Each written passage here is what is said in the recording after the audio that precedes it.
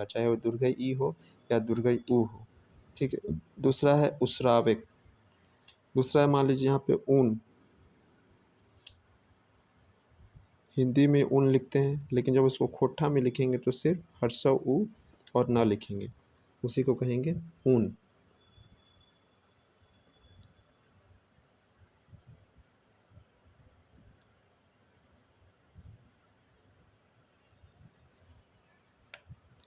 अब बात करते हैं हम लोग थोड़ा सा व्यंजन वर्ण के बारे में। किसके बारे में? व्यंजन वर्ण के बारे में।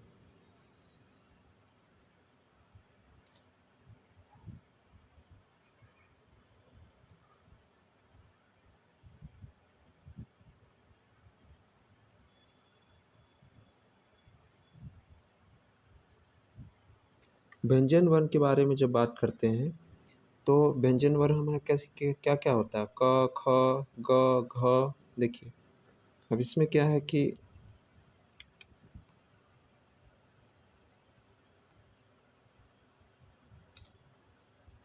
इसमें क, ख, ग अंग का इस्तेमाल बिल्कुल भी नहीं होगा। तो इसको आप नोट कर लीजिएगा कि अंग का इस्तेमाल हम लोग नहीं करेंगे। जिस तरह से विसर्ग का इस्तेमाल बिल्कुल नहीं होता था, बाकी सबका कुछ परिवर्तित रूप इस्तेमाल कर रहे थे, ठीक उसी तरह अंग का इस्तेमाल बिल्कुल नहीं करेंगे। ठीक है। अब आ जाइए च वर्ग में। च, छ, ज, झ, इया। इया का इस्तेमाल काफ़ी ज़्यादा होता है, जैसे कोराएँ, दामोदरी कोराएँ भी आपने पढ़ा होगा, है ना? दामोदरी कोराएँ। ठीक है। तो इसका जो रूप है हम लोग या तो ई के ऊपर चंद्रबिंदु दे सकते हैं या फिर य के ऊपर बिंदु दे के भी कर सकते हैं। अब आ जाइए ट वर्ग। ट वर्ग में है ट, ठ, ड, ढ़, ढ, ढ़ और मूर्धन्य। तो इसमें जो है ढ और र, ये ऐसे वर्ण हैं जिनका इस्तेमाल हम लोग शब्द के आरंभ में नहीं करते हैं। ठीक है। आप खुद शब्द का प्रयोग बनाना सीखिए, आप नहीं बना पाइएगा ढ़ से या फिर ढ से। तो या तो मध्य में इसका इस्तेमाल होगा या तो फिर बाद में किया जाएगा। और दूसरा है न। देखिए अपवाद कैसे काम करते हैं, या तो वो शब्द बिल्कुल ही प्रयोग नहीं होगा और ना ही उसके कोई बदले में कुछ इस्तेमाल, कुछ उसके बदले में कुछ खोटा में लिखा जा सकता है। लेकिन कुछ वर्ण ऐसे होते हैं जिसका कि परिवर्तित रूप हम लोग लिखते हैं। जैसे स्वर वर्ण का हमने पढ़ा री का दीर्घई री या हर्षई री। ठीक है। ठीक है। ए का पढ़ा अ ई, औ का पढ़ा अ उ। ठीक है। इया का पढ़ा हमने इया ई ए, और मूर्धन्य न का हम लोग लिखते हैं न। इसका उदाहरण हमने आपको पहले ही बताया, गणेश को कैसे लिखेंगे, बाण को बाण, प्राण को परान। अब आ जाइए त वर्ग। त वर्ग में त, थ, द, ध, न। इसमें कोई बहुत ज़्यादा समस्या नहीं है, बस कभी कभी न जो होता है वो ल के तरह उपयोग भी होता है, जैसे नंगा। तो नंगा को हम लोग क्या लिख सकते हैं? लंगा। ठीक है। नंगर या फिर उसको लंगर। ठीक है। एकमात्र आपसे वर्ग जो है प, फ, व, जो जिसमें किसी भी प्रकार का ना ही अपवाद है ना ही इसमें परिवर्तित रूप है। तो ये खोटा में एक आपसे महत्वपूर्ण सवाल बन सकता है कि व्यंजन वर्ण का कौन सा वर्ग है जिसका जिसका कि हिंदी वर्ण एज इट इज़ खोटा रूप में इस्तेमाल किया जाता है। तो ये होगा प वर्ग। इसको याद रखिएगा, ये बहुत इम्पोर्टेंट है। दूसरा अब आ जाइए य, र, ल, व। इनको क्या कहते हैं हम लोग? अंतष्ट। अंतष्ट वर्ण। तो अंतष्ट वर्ण कितने होते हैं? 4। ये भी एक सवाल बन सकता है। कौन कौन होते हैं? य, र, ल, व। ठीक है। अब इसमें भी सबका अपना अपना कुछ रूप हो सकता है। जैसे कि व को हम लोग, व का इस्तेमाल हम लोग खोटा में नहीं करते हैं, उसको हम लोग ब लिखते हैं। ठीक है। तो अब आपको समझ में आ गया होगा कि वर्ण को हमने वर्ण वर्ण क्यों कहा। ठीक है। ये तो हो गई एक बात।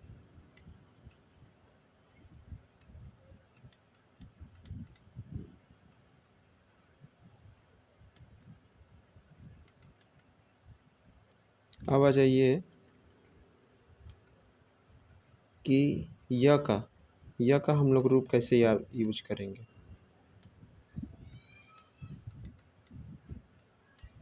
य का भी अपने आप में एक अपवाद चलता है कि वो कभी कभी स्वर वर्ण की तरह इस्तेमाल होता है और व्यंजन वर्ण की तरह इस्तेमाल होता है। ठीक है। तो जब यमुना, जैसे मान लीजिए यमुना को हमने लिखा जमुना, तो यहाँ पे देखिए व्यंजन बन गया। वहीं जब यार को लिखा हमने यार, तो वो क्या ई आ र बन गया। ठीक है, वरण को देख लीजिए, इसका वरण हो जाएगा। याद को देख लीजिए ई याद, यहाँ पे आपका व्यंजन हो गया। तो आपसे ये पूछ सकता है कि कौन सा व्यंजन वर्ण है जो कि स्वर की तरह भी इस्तेमाल होता है और व्यंजन की तरह भी इस्तेमाल होता है, तो होगा आपका य। र के लिए कुछ वैसा कुछ। ठीक है, अब इसमें वो ज में कब बदलता है और अ और आ में यानी स्वर वर्ण में कब बदलता है। ठीक है, य मान लीजिए शुरू में तो वो बदलेगा, या फिर वो मध्य में हो तो स्वर वर्ण में बदल लेगा। ठीक है, व का प्रयोग तो ब में ऑलरेडी होता है। ठीक है, लेकिन यदि कोई उर्दू फारसी शब्द आ जाए, ठीक है, तो उसमें हम वकील लिखते हैं, ओ जुड़ जाता है। ठीक है, और ल का प्रयोग कभी कभी न के तरह भी होता है, वकीला। फल नहीं, माफ कीजिएगा, ल का प्रयोग कभी र की तरह होगा और र का प्रयोग कभी ल की तरह होगा। ठीक है, ल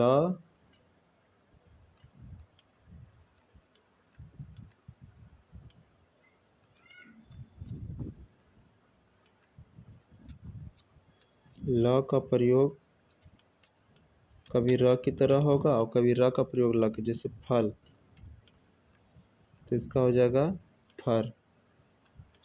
ठीक है, मान लीजिए फल हो गया, उसके जो इसको मान लीजिए मंदिर, मंदिर, तो इसका हो जाएगा मंदिल। तो इस तरह से भी चीज़ें होती हैं, है ना।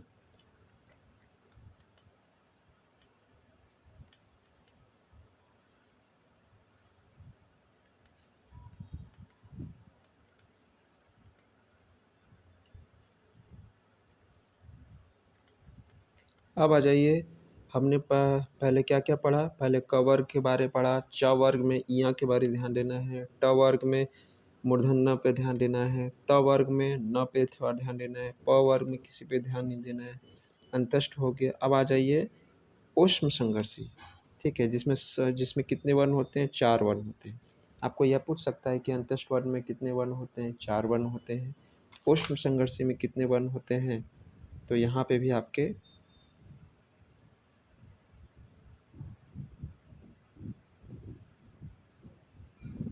4 वर्ण होते हैं। कौन कौन? श, ये मूर्धन्य दंत स, मूर्धन्य स, दंत स और ह। अब इस स को हम लोग ये दंत स में बदल जाता है और यह स आपको स और ख में बदल जाता है। जैसे मान लीजिए काश, तो काश का यहाँ पर देखिए लिखा हुआ है क्या, काश स। ठीक है, अब मान लीजिए आकाश, तो उसका हो जाएगा आकाश।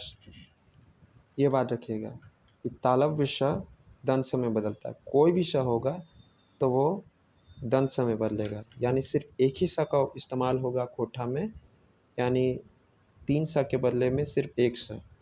और वो क्या होगा, चाहे स हो या श हो या खुद दंत स हो, कौन सा इस्तेमाल होगा, स होगा। ठीक है, इस बात को ध्यान में रखिएगा। अब आ जाइए, जैसे ऋषि, ऋषि का हमने यहाँ पे देखा ऋषि या फिर ऋखी, ये ऑलरेडी हम पढ़ चुके हैं। स का जगह ख का भी इस्तेमाल होता है, ये बात भी ध्यान में रखिएगा।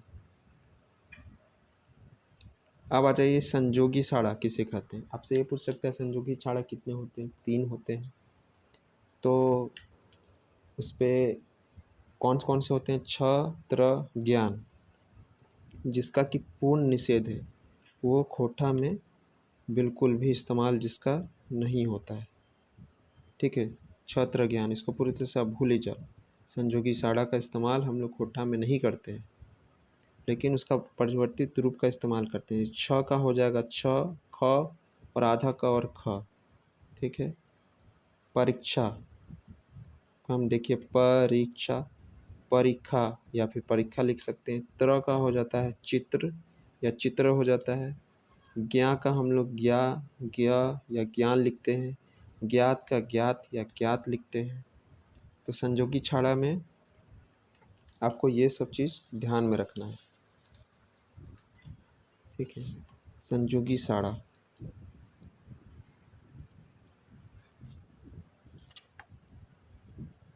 संजोगी साड़ा कितने होते हैं? 3 होते हैं। छ, त्र और ज्ञा। ठीक है। छ का इस्तेमाल कैसे होता है हमने आपको बताया। इसका उदाहरण छ, ख या आधा क और ख। जैसे परीक्षा, परीक्षा हम लोग लिखते हैं तो इसका हो जाएगा परीक्षा, परीक्षा या फिर परीक्षा, है ना।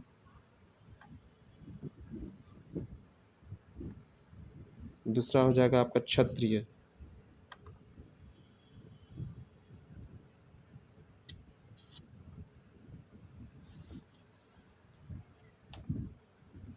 इसका हो जाएगा क्षत्रिय।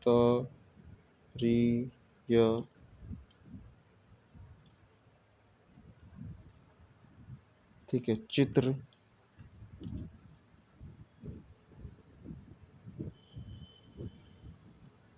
चित्र तो इसका हो जाएगा चित्र, ये तरह का हो गया। ज्ञात, ज्ञात लिखना है। मान लीजिए संज्ञा, तो इसका हो जाएगा संज्ञा। तो इसी तरह से यह काम करता है, इसी तरह से हम इसे परिवर्तित करेंगे।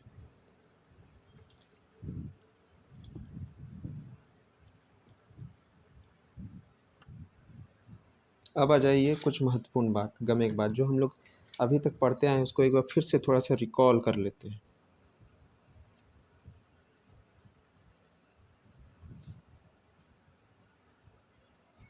गमे की बात कि अ का प्रयोग एज इट इज होगा। ठीक है। अ का प्रयोग एज इट इज होगा। ई का प्रयोग भी एज इट इज होगा। दुर्घई ई जो होता है वो निकटवर्ती में बदल जाता है। ऊ का प्रयोग एज इट इज होगा। दीर्घ ऊ दूरवर्ती में हो जाता है। ठीक है। ओ का प्रयोग एज इट इज होगा। अ जो होता है वो अ और ऊ में बदल जाता है। यहाँ पे देखिए अ ऊ, इन दोनों को आप काट सकते हैं।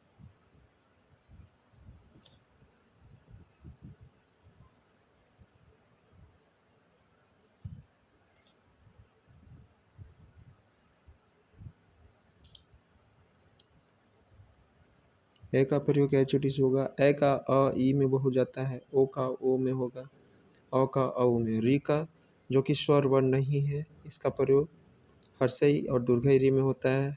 जो विसर्ग होता है इसका बिल्कुल भी प्रयोग नहीं होता है। तो आपसे ये पूछ सकता है कि कौन सा स्वर वर्ण है जिसका ना ही प्रयोग होता है और ना ही जिसके कुछ बदले में कोठा में उपयुक्त होता है, वो तो होगा विसर्ग अ हो।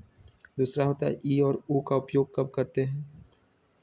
ठीक है। शब्द के आरंभ में, इलची, याद, उसराग, उकरान।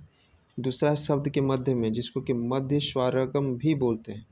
जैसे कि मान लीजिए चल तो चाय, जात का जाय। ठीक है। साधु का साउथ, मधु का मौत। तो यहाँ पे एक इम्पॉर्टेंट बात यह है कि विशेषतः ह्रस्व मात्राओं का प्रयोग ही होता है। कोठा में जब भी हम लिखेंगे तो ह्रस्व मात्रा को ही प्राथमिकता देंगे। दीर्घ की, दीर्घ का जनरली हिंदी में होता है। और ठीक है, शब्द के अंत में कैसे होता है? ई और ऊ का शब्द के अंत में है तृतीय पुरुष एक वचन। ठीक है। अब इसमें कैसे हम देखते हैं, मान लीजिए ऊ ओकरा कहलई। ठीक है। ऊ ओकरा कहलई, ओकरा मतलब उसको। तो उसको क्या है, ये ऑलरेडी आपका तृतीय पुरुष है। और इसमें देखिए कहलई प्रत्यय के रूप में हम लोग इस्तेमाल करेंगे। तो यहाँ पे देखिए क्या आ रहा है, ई उ ओकरा बतैलई। ठीक है, ओकरा मतलब उसको क्या किया, बताया। तो बतैले में भी देखिए ई का इस्तेमाल हो रहा है। ठीक है, याद रखिएगा ई का प्रयोग तृतीय पुरुष एक वचन, ठीक है, और उ का प्रयोग द्वितीय पुरुष एक वचन। तृतीय से हम ऊपर जाएंगे। उ तोरा सुनौलौ, सुनैलई, सुनैलौ, तो उसने तुमको सुनाया। तो देखिए यहाँ पे तू क्या हो गया, वो द्वितीय पुरुष है तुम। उ तोरा कहलौ, यहाँ पे भी देखिए वो का प्रयोग हो रहा है। ठीक है,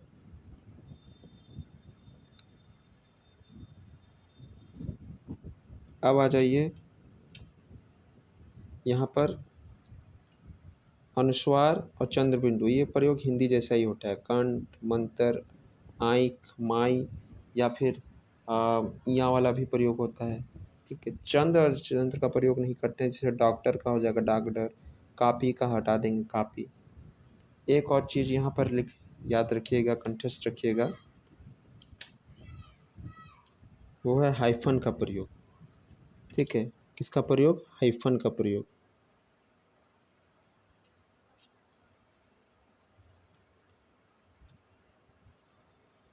हाइफन का प्रयोग जो है खोटा में किया जाता है। ठीक है, किसके बदले में, इसके बदले में। ठीक है, इसमें क्या होता है कि सहायक क्रिया, मूल क्रिया और सहायक क्रिया के बीच में इसका इस्तेमाल करते हैं। मूल क्रिया और सहायक क्रिया में वो ही, जैसे कि कर हलई। ठीक है, आप जैसे आप एग्जाम्पल होगा कर हलई,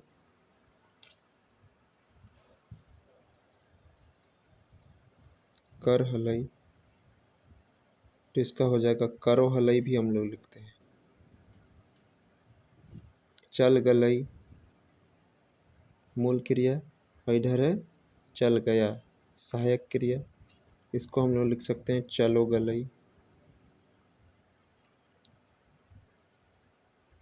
देख, देख हलई, इसमें हो जाएगा देखो हलई।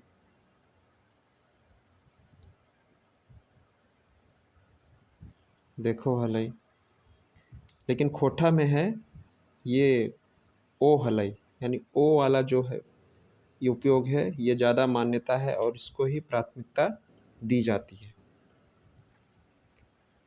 ये तो हो गई एक बात।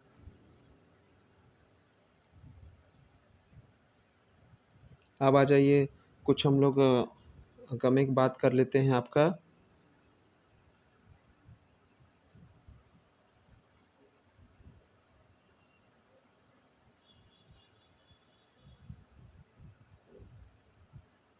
कुछ आपका गमिक बात कर लेते हैं।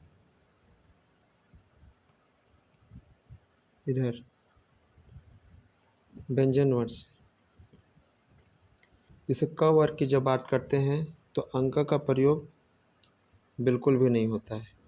किसका प्रयोग, अंग का प्रयोग बिल्कुल भी नहीं होता है। दूसरा च वर्ग में इया का प्रयोग की जगह ई, य या खुद इया का प्रयोग होता है, याद रखिएगा। ट वर्ग में ढ़ और रह का ढेरी प्रयोग है, और ये कब जुड़ा है आपका 2010 में। ये बात याद रखिएगा, 2010। मकिन शब्द के आरंभ में इसका प्रयोग नहीं होगा। न का मूर्धन्य न का दंत न में, त वर्ग में न ल में बदल जाता है। प वर्ग में कुछ भी वैसा में कुछ नियम जानने की आवश्यकता नहीं है। अंतस्ट में य, र, ल, व के बारे में आपने पढ़ लिया। ठीक है, र कभी ल में बदल जाता है, व कभी ब में चल जाता है, या फिर उर्दू और फारसी से जब शब्द आते हैं जैसे वकील, तो वो वकील हो जाता है। ठीक है, अब आ जाइए आपका उष्म संघर्षी। इसमें स और स, कुछ भी स होगा तो हम लोग स लिखेंगे, लेकिन एक जो ये स है मूर्धन्य स, इसके जो हम लोग ख भी लिखते हैं। ठीक है, छ के बारे में हमने पढ़ लिया। छ के बारे में क्या क्या पढ़ा, छ आधा क और ख, है ना, या फिर ख। त्र के बारे में तर, ज्ञा के बारे में हमने पढ़ा, उसका इस्तेमाल कैसे होता है, गिया, गिय, ठीक है। अब रेफ, रेफ का प्रयोग भी नहीं करते हम लोग खोटा में, इसकी जगह र का प्रयोग करते हैं, ठीक है। लेकिन एक बात यहाँ पे ध्यान रखिएगा, किंतु नाम में परिवर्तित नहीं होता है। नाम में यदि कुछ भी आपका रहे, ठीक है, रेफ रहे या फिर ऐसा रहे, आपको नाम को एज इट इज ही लिखना है। नाम किसी भी प्रकार का परिवर्तन नहीं किया जाएगा। अब आ जाइए, कुछ विशिष्ट ध्वनियाँ होती हैं, ठीक है, और ये इसको विशिष्ट ध्वनियों को बतलाने वाले कौन रहे हैं, बी.एन. ओदार।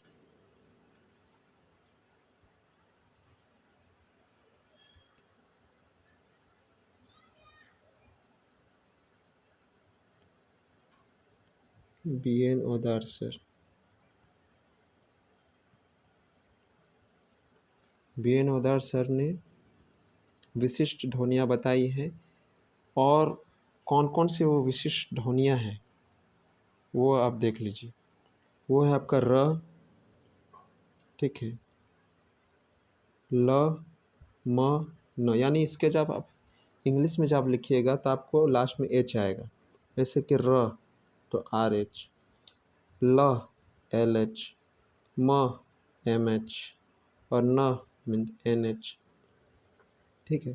और इसका महाप्राणीकरण स्वरूप जो है वो क्या है, रह का हो जाएगा र, लह का हो जाएगा ल, म का हो जाएगा म, और न का हो जाएगा न।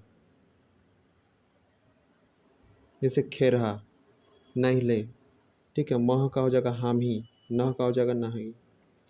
कुल वर्ण जो है हमारे खोटा में वो ऐसे 29 है, लेकिन उसमें 2 जुड़ गए 2010 में, और वो जोड़कर हो गया कितना, 2010 में, यानी 31। और जब इसमें बी.एन. ओदार सर का जोड़ दिया जाए तो हो जाएगा 35। लेकिन 29 आपको ज़्यादा सही नहीं है, ज़्यादा सही है 31, ठीक है।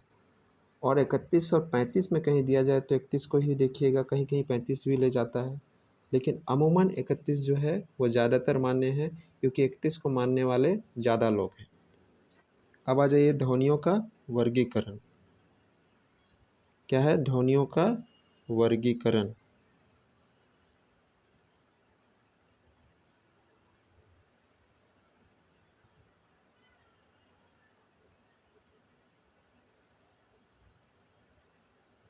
ध्वनियों का वर्गीकरण, तो पहला है कि उच्चारण के आधार पर हम लोग ध्वनि का वर्गीकरण कर सकते हैं।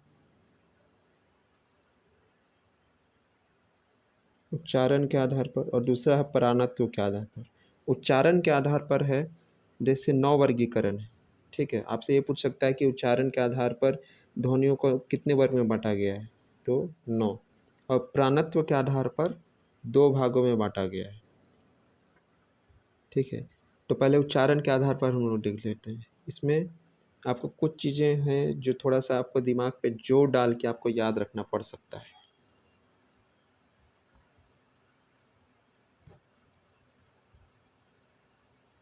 जैसे कि कंठ, कंठ का हो जाएगा अ वर्ग जो आएगा अ आ, और उस अ आ और क वर्ग और एक ह को आपको याद रखना है। कंठ में क वर्ग, अ आ और ह को। तालब में आपका च वर्ग आएगा, और इसमें दोनों ही ई को लिखना है और य श को ध्यान में रखना है। मूर्धन्य में, जैसे मूर्धन्य न किस में आता है, इसमें आता है, तो इसलिए ऑटोमेटिक ये आपको याद हो जाना चाहिए ट वर्ग, और इसमें आपको र को याद रखना है। दंत, ठीक है, त वर्ग, तालु, तालु से, इसका आप ट्रिक बना सकते हैं तालु से। तो त वर्ग, ल, तालु, ल और से, यहाँ पे दंत सा आ गया, ठीक है, क्योंकि ये खुद में भी दंत सा है। दूसरा है ओष्ठ, ओष्ठ कैसे बोलते हैं, ओष्ठ, ऊपर, ओष्ठ, तो यहाँ पे आप लोग ऊपर लिख सकते हैं, हम लोग ऊपर से उच्चारण कर रहे हैं, ओ, तो दोनों उ और प वर्ग आएगा। अनुनासिक में ये तो नाम से ही आपको जब पढ़ते हैं उच्चारण तो आपको 3-4 बार जब पढ़ोगे तो आपको समझ में आ जाएगा। एक अनुस्वार, एक चंद्र बिंदु, एक इयाँ, ठीक है। नाक का इस्तेमाल हो रहा है न, म, ठीक है। न, म हो सकता है कि आप भूल जाएँ तो इसको याद रख लीजिएगा। कंठ तालब में ए है, कंठोष्ठ में ओ है और दंठोष्ठ में व है, ठीक है। तो उच्चारण के आधार पर टोटल 9 वर्गीकरण किए गए हैं। कंठ, तालव्य, मूर्धन्य, दंत, ओष्ठ, अनुनासिक, कंठ तालब, कंठोष्ठ और दंठोष्ठ, ठीक है। अब आ जाइए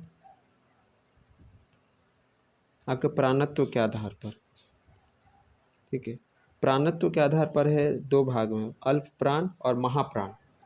तो सबसे पहले ये समझिए कि अल्प प्राण किसे कहते हैं। अल्प प्राण, प्राण मतलब क्या होता है नहीं बोलते हैं, जैसे हिंदी में या फिर आयुर्वेद में जब आप पढ़ोगे तो प्राण ऊर्जा, प्राण शक्ति, ठीक है। हमारे अंदर जो वायु शक्ति होती है, प्राण, प्राण पखेरु हो गए, उसकी सांस खत्म हो गई, तो प्राण को आप यहाँ पे सांस से आप जोड़ सकते हैं। अल्प प्राण मतलब जिसमें कि कम हवा की आवश्यकता होती है, उसे अल्प प्राण बोलते हैं।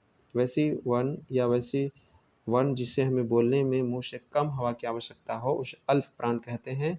तो महाप्राण क्या हो जाएगा, महा मतलब ज़्यादा, जिसमें ज़्यादा मुंह से बेसी हवा की आवश्यकता होगी, उसको महाप्राण कहेंगे।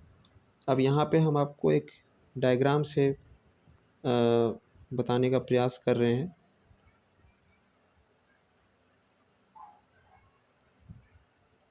कि अल्प प्राण और महाप्राण किसे कहते हैं।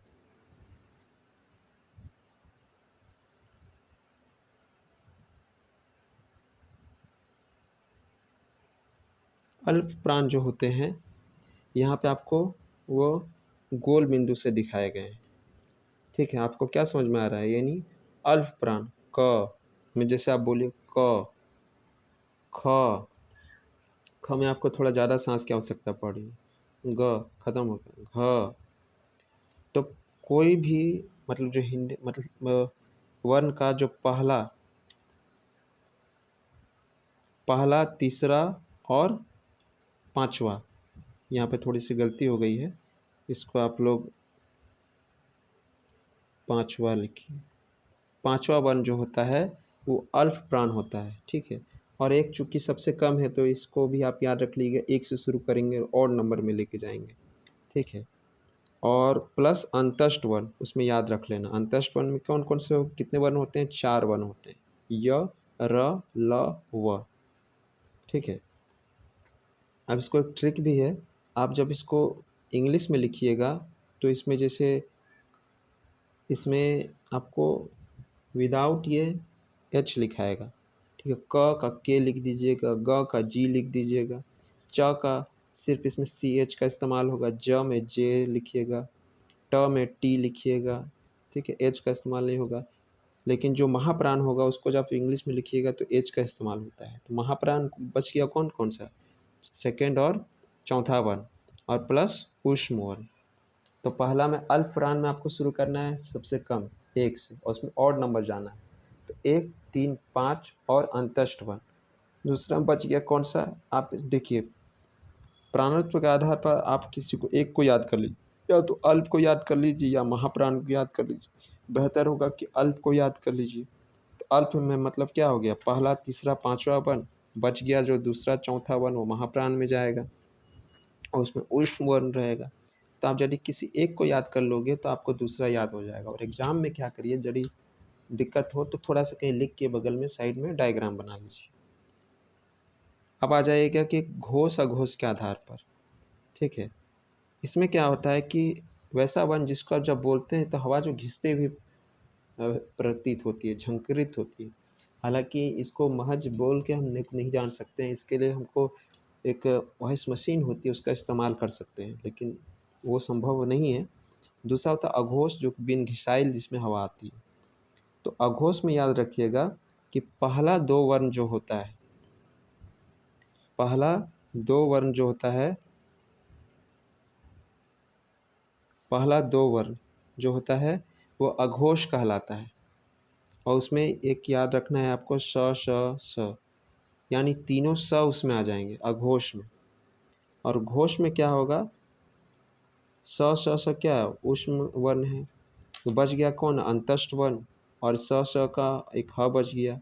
ठीक है, ये आपका घोष में आ जाएगा। घोष में कौन सा आ जाएगा, तीसरा, चौथा, पांचवा। तो जैसे प्राणत्व के आधार पर आपने ये याद किया था महाप्राण को, महाप्राण को आपने याद रख लिया है तो सॉरी, अल्प प्राण को याद रख लिया है तो महाप्राण याद हो जाएगा। ठीक उसी प्रकार में घोष अघोष में किसी एक को आप याद कर लीजिए।